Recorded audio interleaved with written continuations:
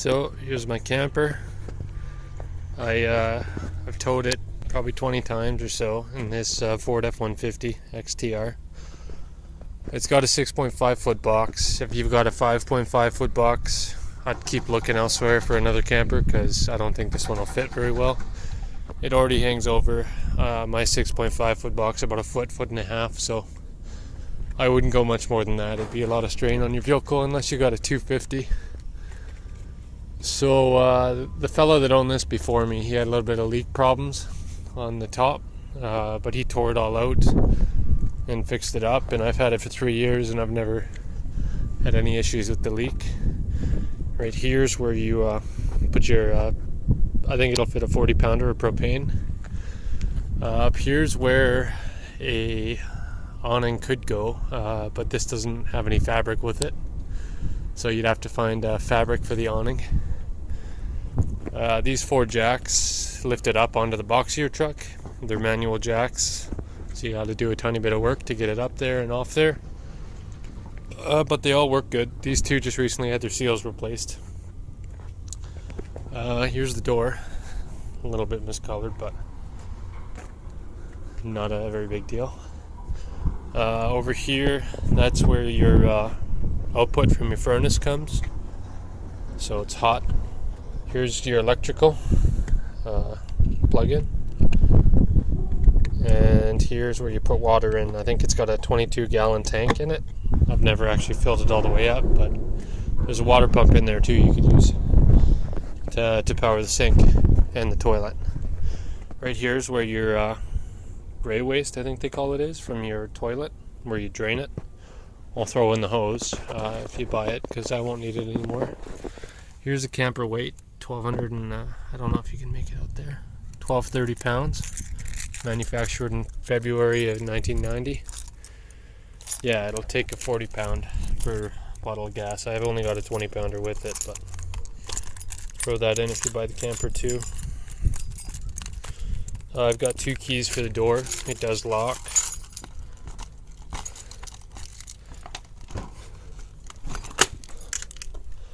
So it does have a screen door. It got a little busted on me, so I glued it up. I'm sure you could fix it better than this. I just did a quick fix because I didn't want it looking ugly. It slides just fine though, keeps the bugs out just fine.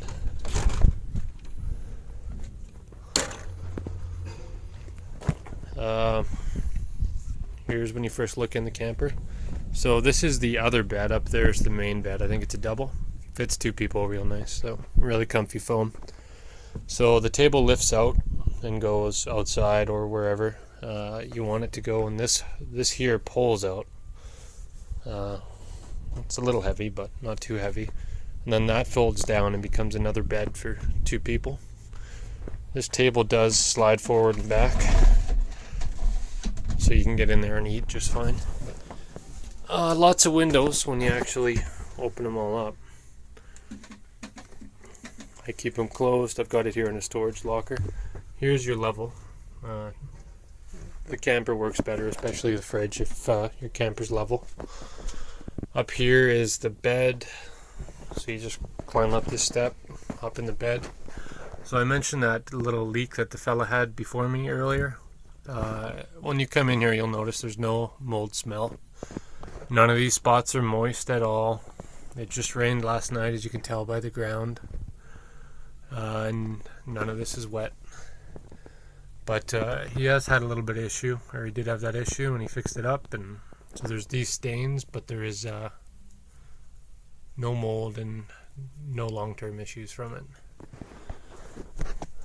A couple more windows for the bed. So there's lots of storage here above the sink. There's the sink, 3-burner stove, that all works. Down here, more storage, and also the water pump, and there's the water tank there. Here's your battery. It'll trickle charge if you have it plugged in.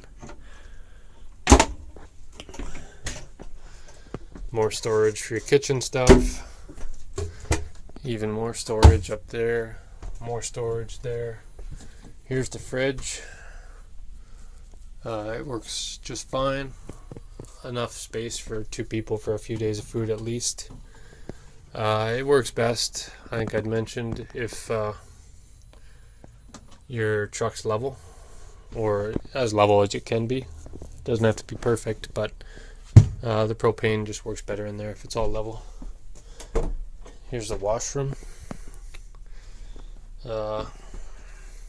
This valve here, you got to make sure it's closed when you're not using the toilet. You open it in order to flush and it'll fill it with water, but if you leave it open when you're not using it, it'll continue to fill the toilet there, and then you can have a flood. Bunch of hooks in here too. Another one of these vents.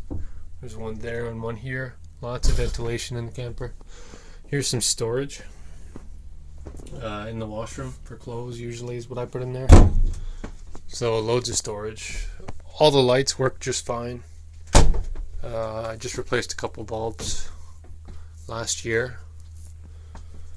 The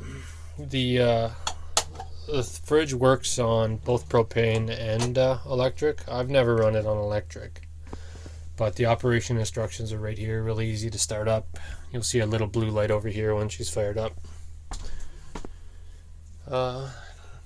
There's your thermostat. That's pretty well everything.